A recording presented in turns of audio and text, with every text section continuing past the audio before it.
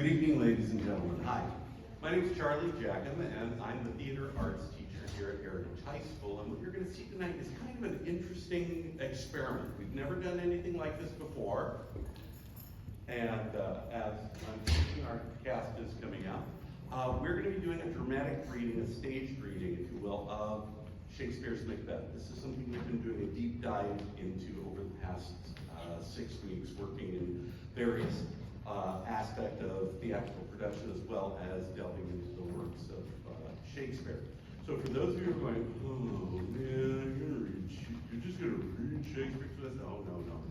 These actors are reading but also acting the parts, and you're going to have a really enjoyable time. So think of this as theater of the mind, and allow yourself to be taken away and see the possibilities, to see a land rent asunder, to see struggle between good and evil, to see what unbridled ambition does and what the forces opposing it can do to stop that ambition.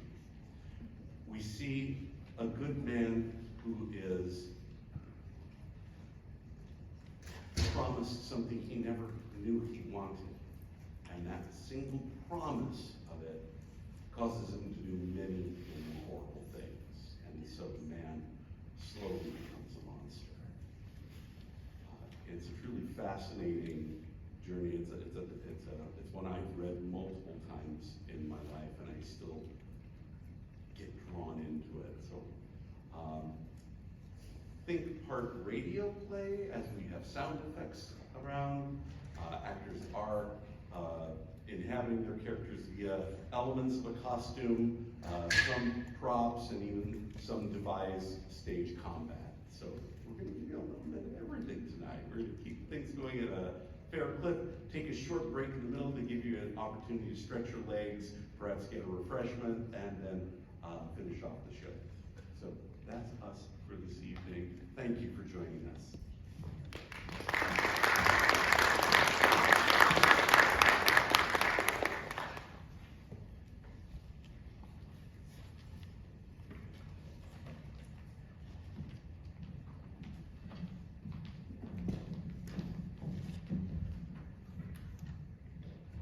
When shall we three meet again, in thunder, lightning, or in rain? When the rebelly's done, when the battle's lost and won, that will be ere the set of sun. Where the place? Upon the heath, there, to meet with Macbeth. Fair is foul and foul is fair. Fair is foul and foul is fair. Fair is foul and foul is fair. Fair is foul and foul is fair. Hover through the fog and filthy air.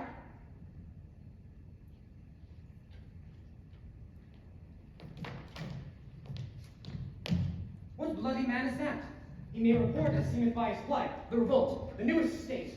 Hail, brave friend, say to the king the knowledge of the battle as thou didst believe it.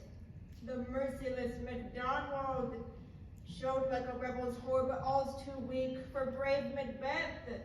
Well, he deserves that name. Disdaining fortune with his brandished steel, which smoked with bloody execution. Like Baylor's minion carved out his passage till he faced the slave, which never shook hands or bade farewell to him, till Macbeth unseamed him from the nape to his chaps, and fixed his head upon our battlements. Oh, valiant cousin! But the rebellious lords, surveying vantage with furbished arms and new supplies of men, began a fresh assault. This made this not our captains, Macbeth and Banquo. Yes, as sparrow's eagle or hare the lion. Us cannons up with charged with double cracks, so they doubly redoubled strokes upon the foe. But I am faint. My gait and my gashes cry for help. So well thy words become thee as thy wounds. They smack of honor both. Go, get him surgeons.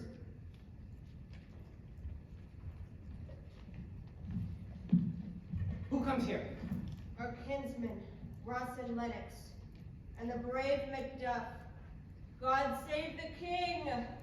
From whence camest thou, worthy Thane? From Fife, great king, that most disloyal Thane of Cawdor launched a dismal conflict.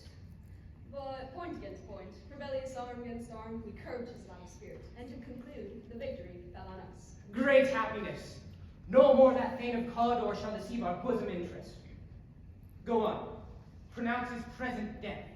And with his former title, greet Macbeth. I'll see it done. What he hath lost, noble Macbeth hath won.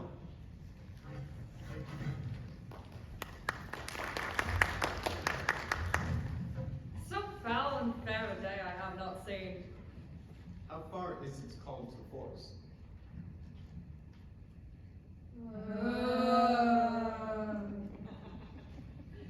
What are these, so withered and wild in their attire, that look not like inhabitants of that earth, but yet are on't?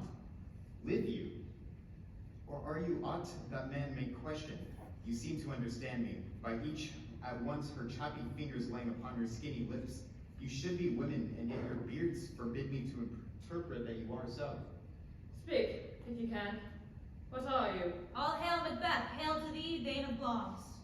All hail Macbeth, hail to the Thane of Cawdor. All hail Macbeth, thou shalt be king hereafter. Good sir, why do you start and seem to fear things that sound so fair? In the name of truth, are ye fantastical, or that indeed which outwardly ye show? My noble partner you greet with present grace and great prediction of noble having and royal hope, that he seems rapt withal. To me you speak not. If you can look into the seeds of time, and say which grain will grow and which will not, speak then to me, who neither beg nor fear your favors nor your hate. Hail! Hail, hail. Lesser than Macbeth and greater. Not so happy, yet much happier. Thou shalt get kings. Though thou be none. So all hail Macbeth and Banquo. Banquo and Macbeth, all hail. Stay you, imperfect speaker, tell me more. By my father's death I know I am Thane of Blondes, but how of Cawdor? The Thane of Cawdor lives, a prosperous gentleman. And to be king is not within the prospect of belief, no more than to be Cawdor. Say from whence you owe this strange intelligence, or why upon this blasted heath you stop our way with such prophetic greeting. Speak, I charge you! The earth hath bubbles, as that water has, and these are there, wither as they vanish. Into the air, and what seemed corporal melted as breath into the wind, but they had stayed. Were such things here as we speak about? Or have we eaten in the same root that takes the reason prison? Your children shall be kings. You shall be king. And Thane of Cawdor too, went it not so. To the self-same tune and words. Who's here? The king hath happily received, Macbeth, the news of thy success. We are sent to give thee from our royal master thanks. And for an earnest of a great honor, he bade me, from him, call thee Thane of Cawdor, in which edition, hail, most worthy Thane. The Thane of Cawdor lives. Why do you dress me in borrowed robes? Who was the Thane lives yet? But treason's capital, confessed and proved, have overthrown him. Thanks for thy pains. Blondes and Thane of Cawdor. Two truths are told as happy prologue to the swelling act of the imperial theme. I thank you, gentlemen. This supernatural soliciting cannot be ill, cannot be good. If ill, why have they given me earnest in success, commencing in truth? I am Thane of Cawdor. If good, why do I yield to that suggestion whose horrid image doth unfix my hair and make my seated heart knock at my ribs against the use of nature? My thought, whose murder yet is but fantastical, shakes so my single state of man that function is smothered in surmise, and nothing is but what is not. If chance will have me king, why, chance may crown me, without my stir. Come what come may, time and the hour runs through the roughest day. Look how our partner's wrapped. New honors come upon him, like our strange garments, cleave not to their mold. But with the aid of use, worthy Macbeth, we stay upon your leisure. Give me your favor, my dull brain was wrought with things forgotten. Come, let's talk to king. Do you not hope your children shall be king, when those that gave the fame of Cawdor to me promised no less to him? That trusted home may kindle you under the crown, besides the fams of Cawdor. But 'tis strange oftentimes to win us our harm, and the instrument of darkness tell us truth. Win us us with honest trifle to betray us in our deepest consequence. Think upon what hath been chanced, and, at more time, the interim having waited, let us speak our brave outs to each other. Very gladly. Till then, enough.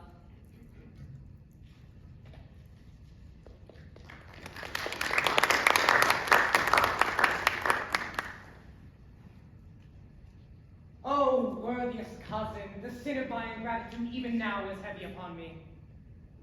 Would thou hast less deserved, that proportion both of thanks and payment might have been mine. Only I have left to say, more as I do, than more than all can pay. The service and loyalty I owe in doing it pays itself.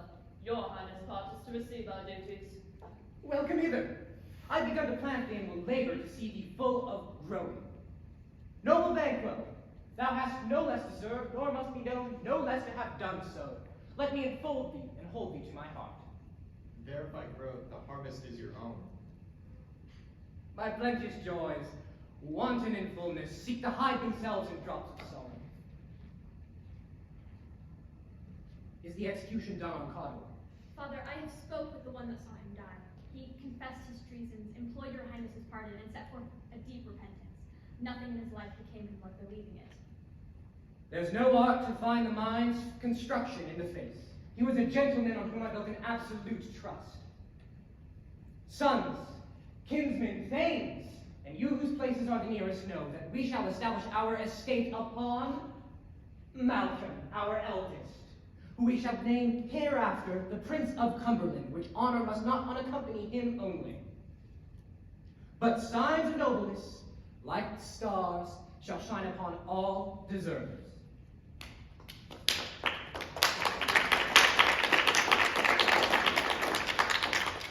From hence to Inverness.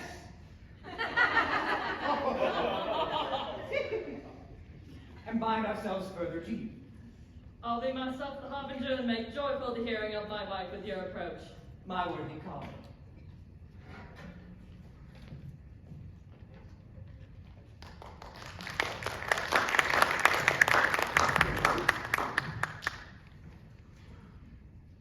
They met me in the day of success, and I have learned by their perfectest reports they have more in them than mortal knowledge.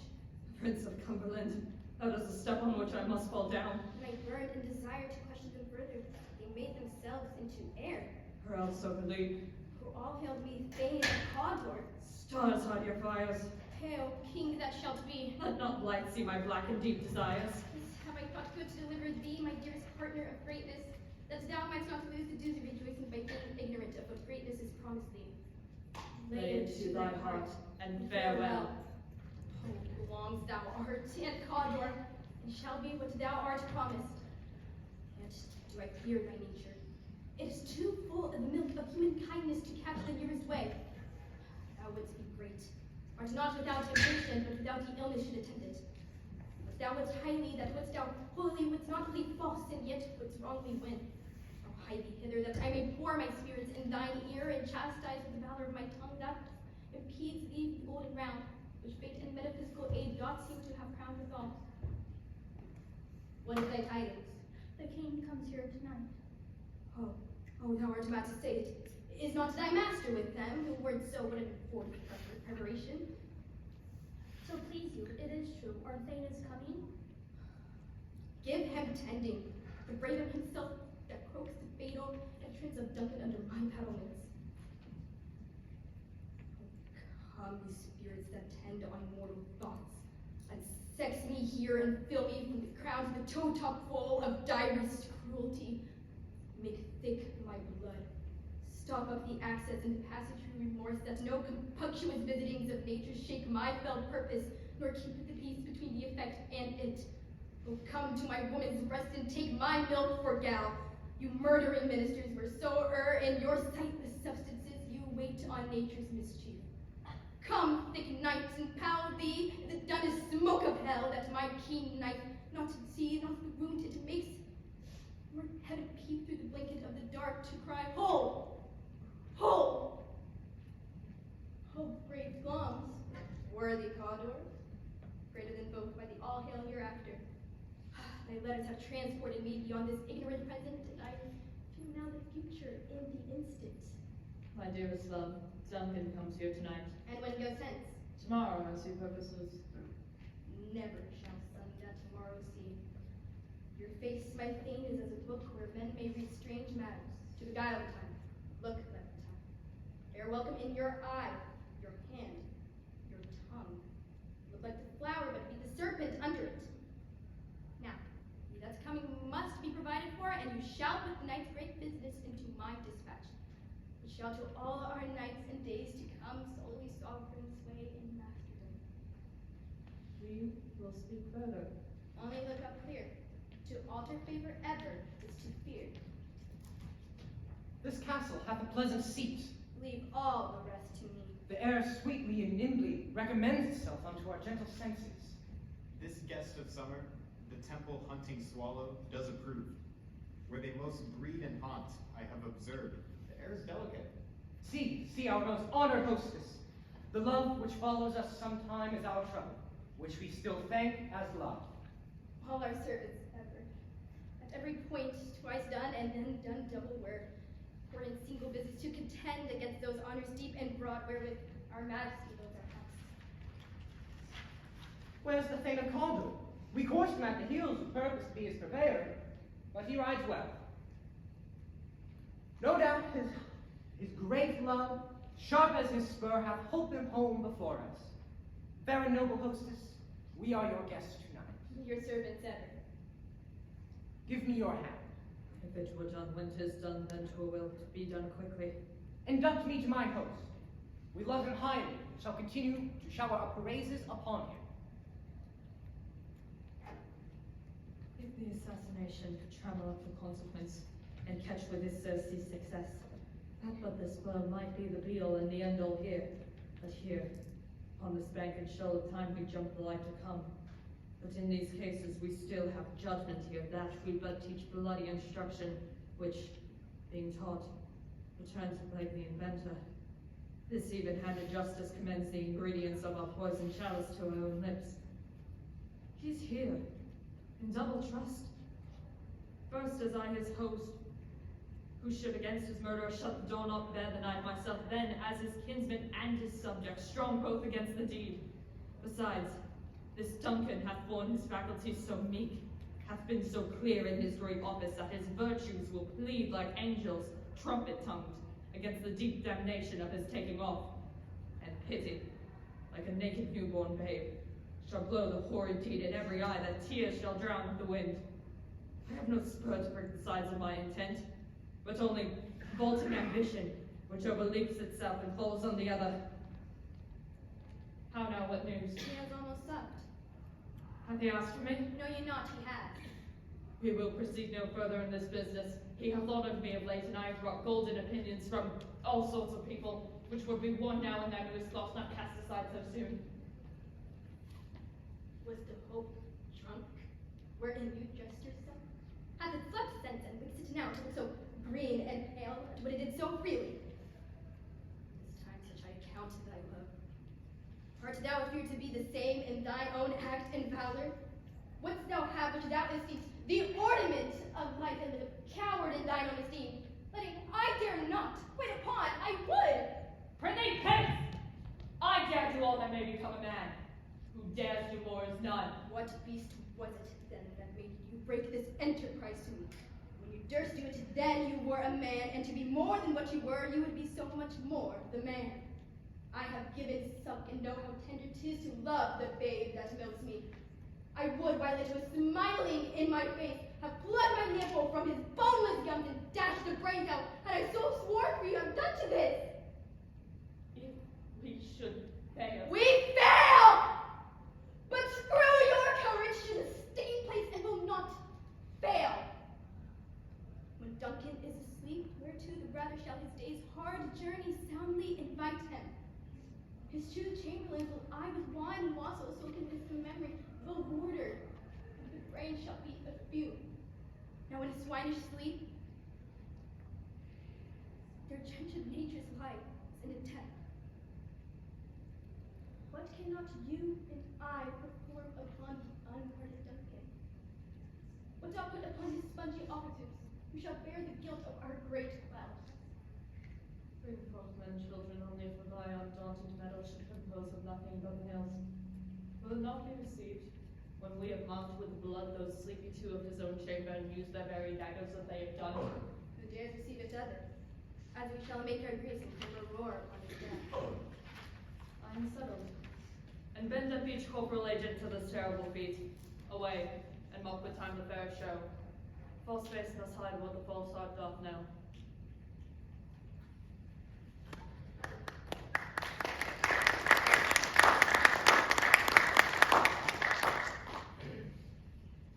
A heavy summons lies like lead upon me, and yet I would not sleep. Merciful powers restrain in me the cursed thoughts that nature gives way into repose.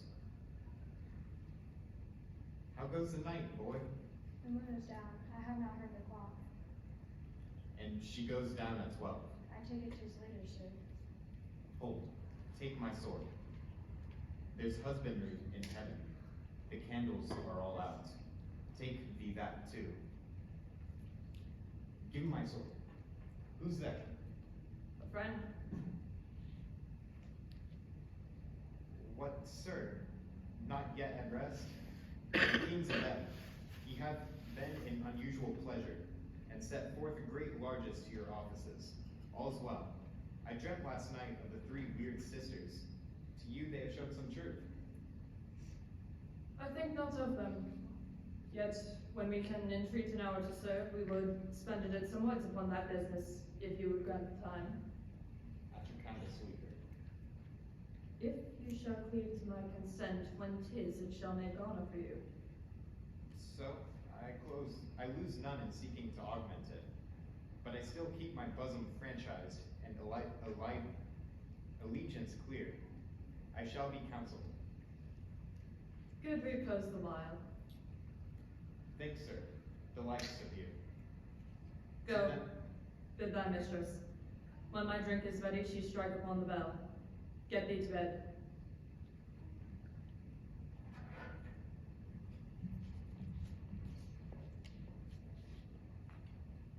Is this a dagger which I see before me? The handle toward my hand. Come, let me clutch thee. I have thee not, and yet I see thee still. Art thou not fatal vision, sensible to feeling as to sight? Or art thou a dagger of the mind, false creation proceeding from the heat of her sprain? I see thee yet in form as palpable as this which I now draw. Thou marshallest me the way that I was going, and such an instrument I was to use. Mine eyes have made the fools of the other senses, or else worth all the rest. I see thee still, and on thy blade and dudgeon gouts of blood. That was not so before. There's no such thing. It is the bloody business which informs thus to mine eyes. Now over the one half world nature seems dead, and wicked dreams abuse the curtain's sleep, and withered murder, alarmed by his sentinel the wolf, whose howls is watched thus with his stealthy pace. And Tarquin's ravishing strides towards his design moves like a ghost. Thou sure in firm set earth, hear not my steps, which way they walk, for fear thy very stones prate of my whereabout, and take the present hour from the time which now suits with it. While I fret, he lives, words to the heat of deeds too cold breath gives.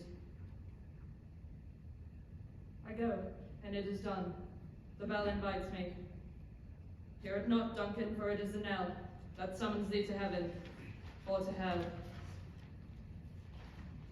That which hath made me drunk hath made me bold.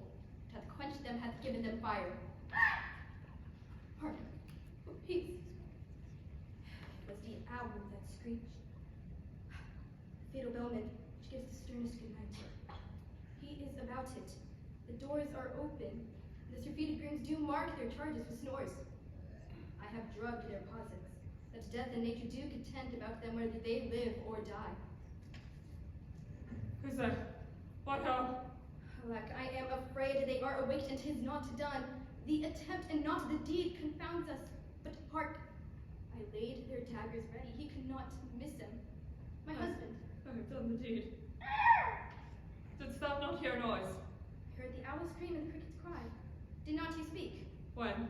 Now, As I descended. I, Hark, who lies in the lower chamber? Donalbain, Oh, this is a sorry sight. a foolish thought to say a sorry sight. As one did laugh in his sleep, and one cried murder, that they did wake each other. I stood and heard them, but they did say their prayers and addressed them again to sleep. There are two lodged together. One cried, God bless us, and amen the other, as they had seen me with these hangman's hands. Listening to their fear, I could not say amen when they did say God bless us. Consider it not so deeply. But wherefore could I not pronounce amen? I had most need of a blessing, and amen stuck in my throat. These deeds must not be thought after these ways, so it will make us mad. Now go, get some water and wash this filthy witness from your hand. Why did you bring the dagger from the place? It must lie there. Go, carry them and smear the sleeping grooms with blood. I'll go no more. I'm afraid to think what I have done. Look on it again, I dare not. And firm of purpose. Give me the dagger. The sleeping and the dead are but as pictures. If you do bleed, I will kill the faces of the grooms with all, for it must seem their guilt. He thought I heard a voice cry, sleep no more, Macbeth does murder sleep, the innocent sleep, sleep that knits up the raveled sleeve of care, the death of each day's life, sore labor's balm, balm of hurt minds, great nature's second course, and chief nourisher in life's feast. Still it cried, sleep no more, to all the house. Worms hath murdered sleep, and therefore Cawdor shall sleep no more, Macbeth shall sleep no more. Whence is that knocking? How is't with me when every noise appalls me? What hands are these? They pluck out mine eyes. Will all great Neptune's ocean wash this blood clean from mine hand? No, this my hand will rather the multitudinous sea and incarnadine, making the green pond red. My hands are of your color, but I shame to wear a heart so white. I hear a knocking. A little water clears us of this deed. How easy is it then? All your constancy hath left you unattended. More knocking. Get on your nightgown, lest occasion calls us, and show us to be watchers. Be not lost so closely in your thoughts. To know my deed, 'twere best not know myself. Wake Duncan with thy knocking. I would thou couldst.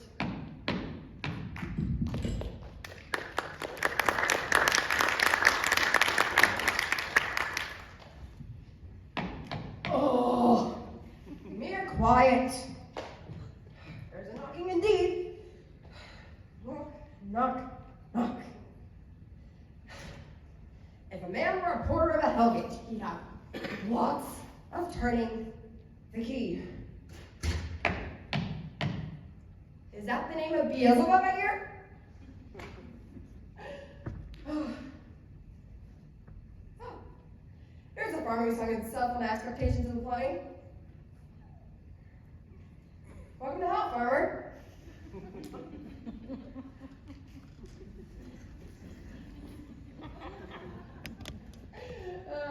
You need a hanky. Here you go, sweat. Sure. Okay, I've got one.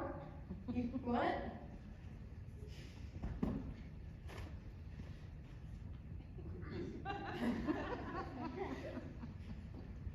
All right, you'll sweat then.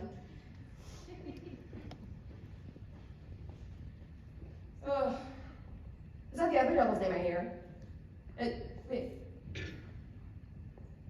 What are you? Who?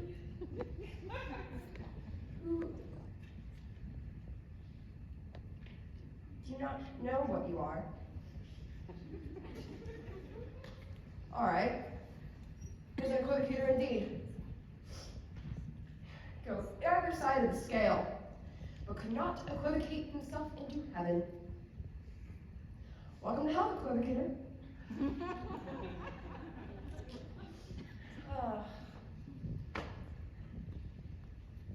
Knock, knock, knock. Who's there? Lucy. Lucifer!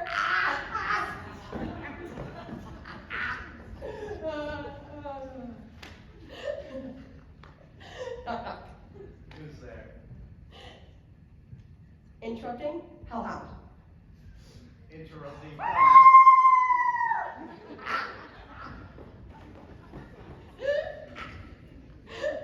Oh, I sure hope you knew that. Oh, all right, all together, everyone. Knock, knock. Who's there? I've been enormous, massive, pounding headache. All right, I'll double porter no further.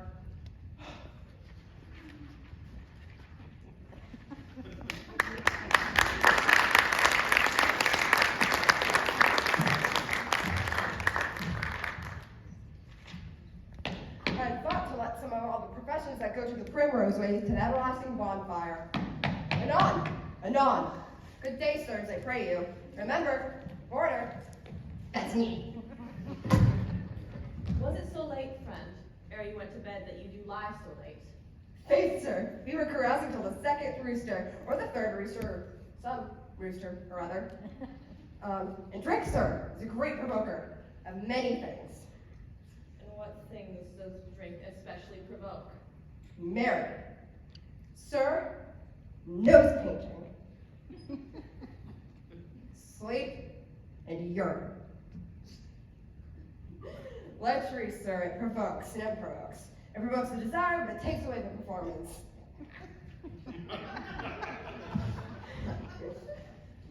It makes him, it mars him, it sets him on, it takes him off, persuades him, disheartens him, makes him stand to and not stand to. In conclusion, it equivocates him in his sleep, and giving him the lie, leaves him. Remember, the porter? Is thy master stirring? Our knocking has awakened. Here he comes. Good morrow, noble sir. Good morrow, Lennox, Macduff. Is the king stirring for you, Dane? Not yet. He did command me to call timely on him. I had almost left the hour. I'll bring you to him. I know this is a joyful trouble to you, but yet 'tis one. The labor we delight in physics pain. This is the door. I'll make so bold to call for 'tis my limited service. Goes the king hence today? He does. He did appoint so. The night has been unruly where we lay. Our chimneys were blown down, and, as they say, lamentings heard in the air, strange screams of death, and prophesying with accents terrible. The watchful owl clamored the livelong night. Some say the earth was feverous and did shake. 'Twas a rough night. Oh, horror, horror, horror! Tongue nor heart cannot conceive nor name thee. What's the matter? Confusion now hath made his masterpiece. Most sacrilegious murder hath broke up the Lord's anointed temple. What did you say? The light? Mean you his majesty? Approach the chamber and destroy your sight. Awake! Awake! Ring the alarm bell, murder, treason! Awake! Banquo, Donalbain! Malcolm, awake! Shake off this downy sleep, death's counterfeit, upon death itself. Ring the bell! What's the business that such a hideous trumpet calls to relay the secrets of that house? Speak! Speak! Oh, gentle lady, 'tis not for you to hear what I can speak. The repetition in a woman's ear would be murder as it fell. Banquo! Oh, Banquo, our royal master is murdered. Whoa, at last. What in our house? Too cruel anywhere. Dear Duff, I prithee, contradict thyself and say it's not so. Had I but died an hour before this chance, I had lived a blessed time. What did you miss? You are, and do not know it. The spring, the head, the fountain of your blood is stopped. The very source of it is stopped. Your royal father's murdered. Oh, by whom? The grooms of his chamber, as it seemed, had done it. Their hands and faces were embashed with blood. So were their daggers, which, unwiped, we found upon their pillows. They stared and were distracted. Oh, yet I do repent me of my fury that I did kill them. Wherefore did you say? Who can be wise, amazed, temperate and furious, loyal and neutral in a moment? No man.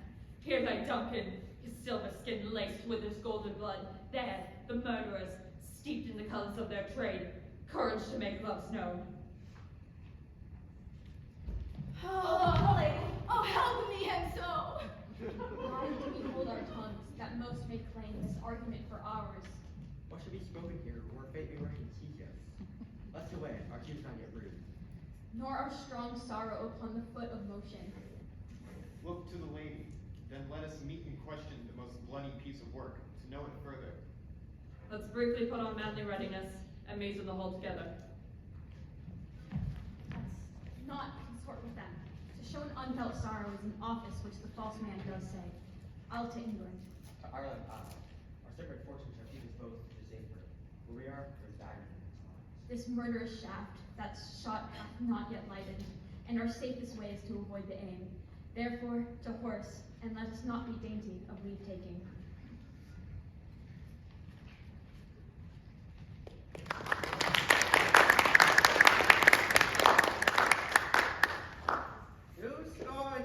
I can remember well, within the volume of which time I have seen hours dreadful and things strange. But this a sore night hath travelled former now ends. By the clock, 'tis day, yet dark night strangles the traveling land. Is night's predominance, or today's shame that darkness does the face of earth entomb, where living light should kiss it? 'Tis unnatural, even like the deed that's done. On Tuesday last, a falcon, towered in her pride of place, was by a mouse and owl hawked at and killed. And Duncan's horses, a thing most strange and certain, turned wild in nature, broke their stalls, flung out, contending against obedience as they would make war with mankind. To sun they eat each other. They did so, to the amazement of mine eyes that looked upon it. Here comes the good Macduff. How goes the world, sir, now? I see not. Is to known who did this more than bloody deed? Those that Macbeth has slain. Alas the day, what good could they pretend? They were suborned. Malcolm and Donalbain, the king's two sons, are still on the way to Flint, which puts upon them suspicion of the deed. Against nature still. Thriftless ambition that one wilt swallow up thine own life's needs. Then 'tis most likely the sovereignty will fall upon Macbeth. He's already gone to Scone to be invested. Will you to Scone? No, because I'm on to Fife. Well, I will thither.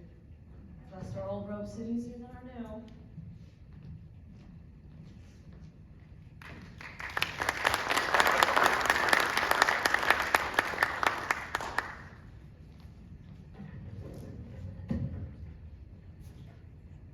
Here's our chief guest. If he had been forgotten, it had been as a gap in our great feast, and all think unbecoming. Tonight we hold a solemn supper, sir, and I'll request your presence. Let your highness command upon me, to the which my duties are which most indisputable tie for evermore. Ride you this afternoon. Aye, my good lord. What else desired your good advice in this day's council? What will take tomorrow? Is it far you ride? As far, my lord, as will fill up the time twixt this and supper. Fail not our feast. My lord, I will not. Thou hast it now, King Cawdor Glamis.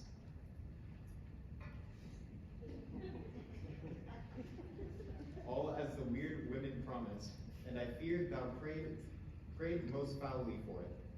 Yet it was said it should not stand in thy posterity, but that myself should be the root and father of many kings. If there come truth from them, as upon thee, Macbeth, their speeches shine, why?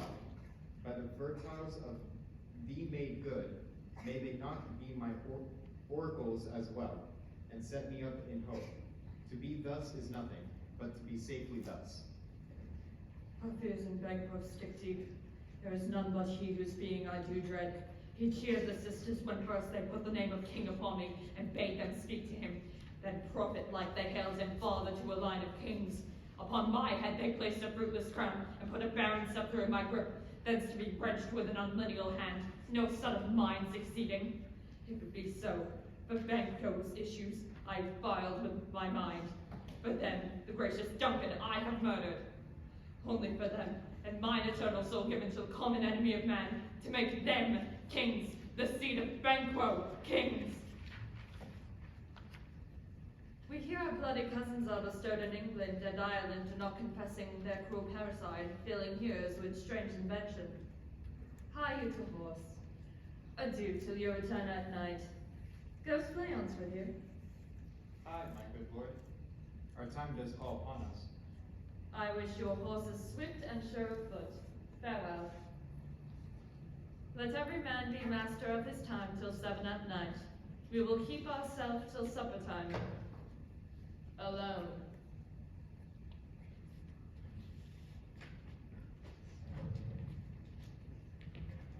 Sirrah, attend those men our pleasure.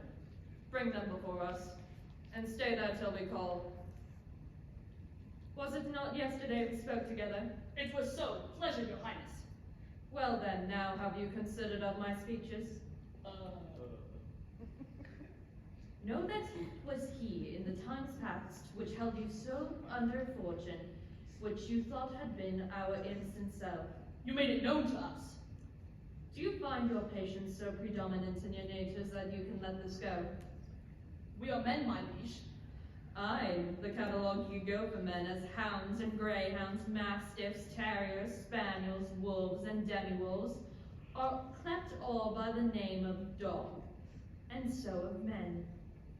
Now I will put that business in your bosoms whose execution takes your enemy off and grapples you to the heart and love of us. I am one, my liege, whom the vile blows and buffets of the world has so innocent that I am reckless what I do to spite the world. And I another. Both of you know Banquo was your enemy? True, my lord. So is he mine, and though I could, with barefaced power, sweep him from my sight, yet I must not, for certain friends that are both his and mine, whose loves I may not drop. And thence it is that I to your assistance do make love, masking the business from the common eye for sundry weighty reasons. We shall, my lord, perform what you command us. Your spirits shine. It must be done tonight, and something from the palace, and with him, Fleance's son that keeps him company, whose absence is no less material to me than his father's. We are resolved, my lord. It is concluded. Banquo, thy soul's flight, if it find to heaven, must find out tonight. Is Banquo gone from court? Yes, ma'am, but return to Duncan. I would attend the king's leisure. Yes, ma'am. Not had all spent where our desire is got without content. To safer to be than which we disrode, than by destruction dwell in doubtful joy.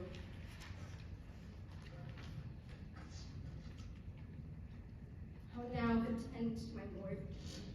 Why do you keep alone of sorriest fancies your companions, making using those thoughts which should indeed have died on with them, they think on. Things without all remedy should be without regard.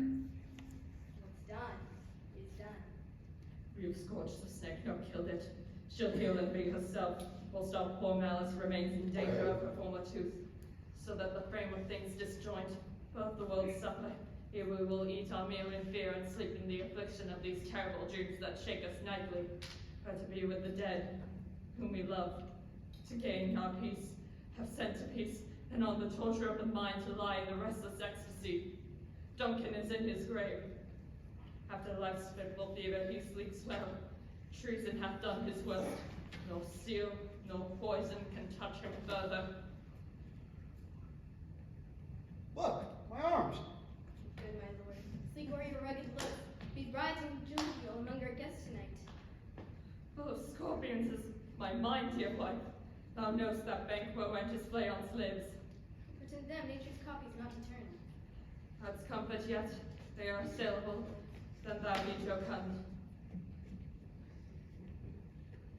It will be rain tonight. Let it come down! Here the bat hath flown his close to flight, and there shall be done deed of dreadful note. What's to be done? Be innocent of the knowledge, dearest Chuck, till thou applaud the deed. Concealing night's scoff of tender eye of pitiful day, and with thy bloody and invisible hand, cancel and tear to pieces that great bond which keeps me pale. Light thickens, and the crow crow makes wings to the rooky wood. Good things of day begin to droop and drowse, while night's black agents to their praise do rouse. Thou marvelest at my words, but keep thee still. Things bad begun make strong themselves by ill.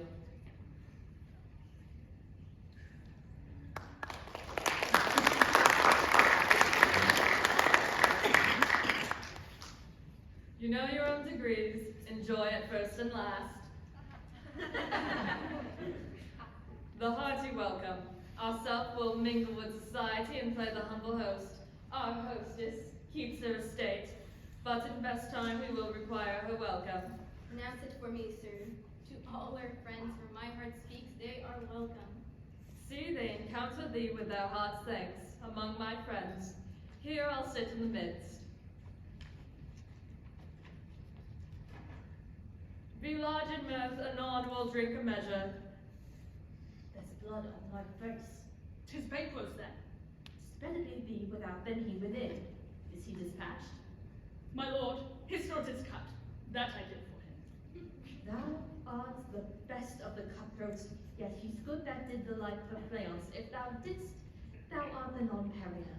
Most royal, sir. Fleance has escaped.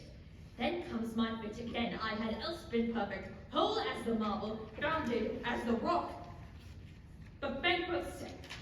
I, safe, in a ditch he hides. Thanks for that. Get thee gone. My royal lord, you did not give the cheer. Sweet remembrance, May it please your highness, sit. Now good digestion waits on appetite, and health on both. Health! Here had we now our country's honor roofed, with the graced person of our Banquo present, whom I rather challenge for unkindness than pity for mischance. His absence, sir, lays blame upon his promise. Please it your highness to grace us with your royal company.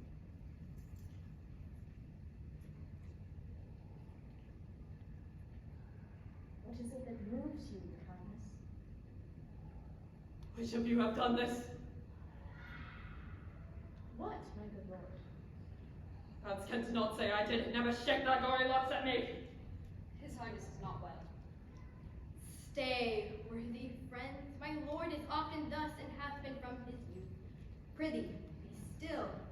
The fit is momentary. Upon a thought he will again be well. If you much you note him, you shall offend him and extend his passion. Drink, and regard not. Are you a man? I, the bold one, that dared look on that which might hold the devil. Shame itself. Why do you make such faces? When all's done, you look about upon a stool. Prithee, see there, behold, look, lo, how are you?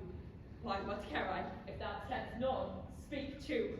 If charnel houses and our graves must send those that we bury back on monuments shall be the balls of kites. What? Quite a man in folly. If I stand here, I saw him. Fie, for shame. Blood hath been shed here now.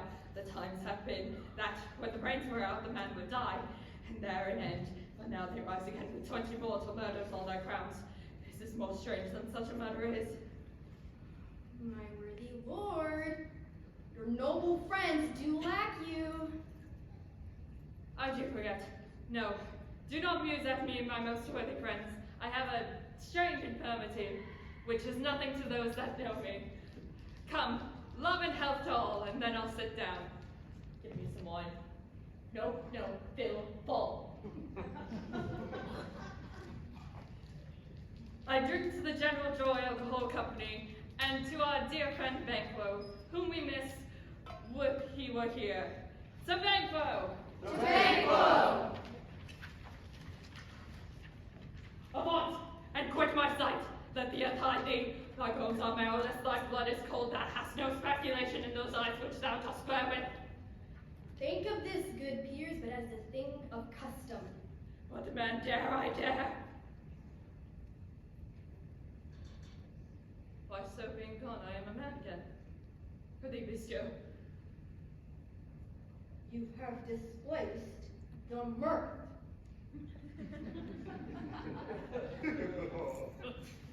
And such things being doth become us like a summer's cloud without a special wonder.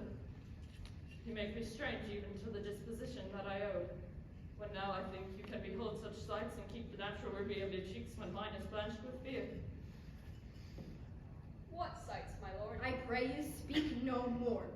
He grows worse and worse. Question enraged him. At once good night. Stand not upon the order of your going, but go at once. Good night, and better health attend his majesty. A kind good night to all. To all blood. They say blood will have blood. Stones have been known to move and trees to speak. Auguries and understood relations have by magpies and troughs, which rooks brought forth the secretest man of blood. What is the night? Almost at odds with morning, which is which? How sayest thou that Macduff denies his presence at our great bidding? Did you send to him, sir? I hear it by the way, but I will send.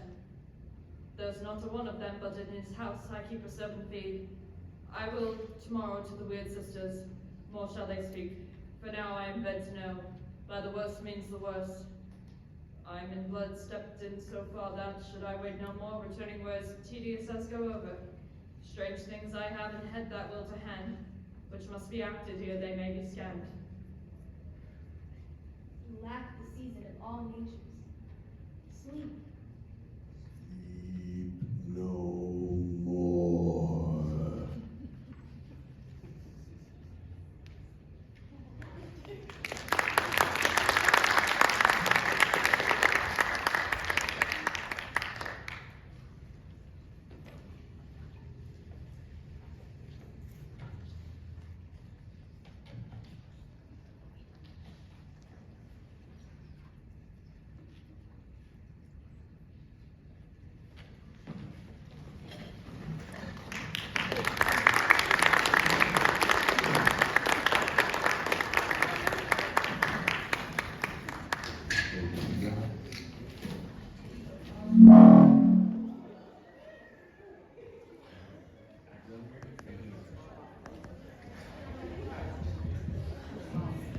Ladies and gentlemen, we're taking a 10-minute intermission.